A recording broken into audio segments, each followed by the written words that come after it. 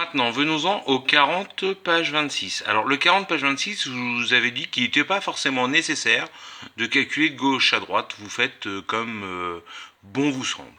Alors, on va commencer par le premier. J'ai 24 moins 36 plus 18. Alors, bon, pour ceux que ça aide, en fait, on pourrait écrire ça sous la forme plus 24, plus moins 36, plus 18. Donc moi, ce que j'aurais quand même tendance à faire, c'est regrouper ensemble ceux qui ont les mêmes signes. Vous vous rappelez, on avait fait un exercice comme ça la fois dernière. Donc ça revient à faire plus 24, plus 18, plus moins 36. Et donc, ceux qui sont de même signe, 24 et 18, ça fait 42. Donc plus 42. Donc le plus, je ne suis pas obligé de le mettre. Plus moins 36. Ils sont donc deux signes différents. Donc je soustrais les distances à 0. 42 moins 36, ça fait 6. Et je garde le signe plus devant, ou je n'en mets pas. C'est comme je le souhaite. Alors maintenant, si on a bien compris, je vous rappelle, en fait c'est comme si ici on avait plus, toc, et plus, toc, comme ça. Donc ça, on n'est pas obligé de l'écrire cette écriture-là, mais ça aide peut-être encore certains. Donc les deux qui sont négatifs, on a moins 13 et moins 28. On ajoute donc leur distance à 0, ça fait 41 et on garde le signe commun devant. Et ensuite, on ajoute 35. Donc là maintenant, ils sont de signes différents. Moins 41 plus 35, donc je soustrais les distances à 0. 41 moins 35, ça fait 6. Et je garde le signe de celui qui avait la plus grande distance à 0, c'est-à-dire le moins. Le C.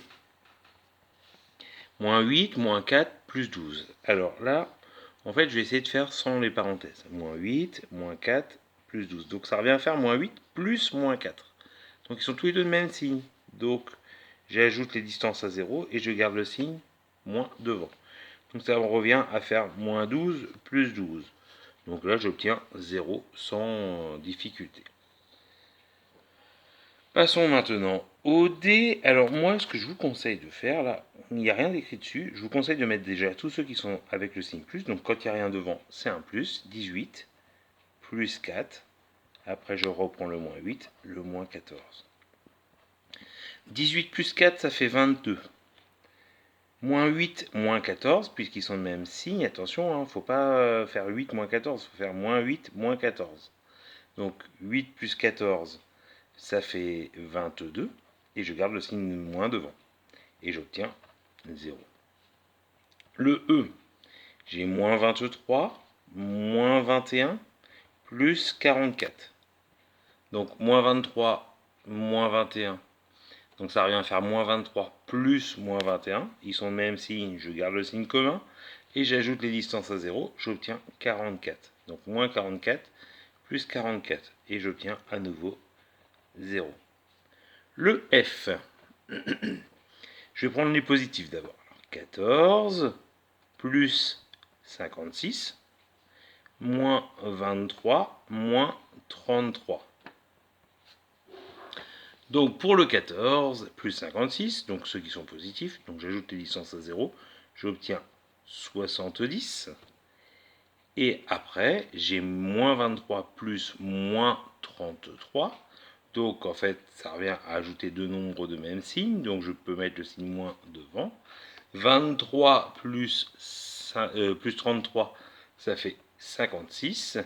Et j'obtiens que 70 moins 56, bon bah ça, vous savez tous que ça fait 14.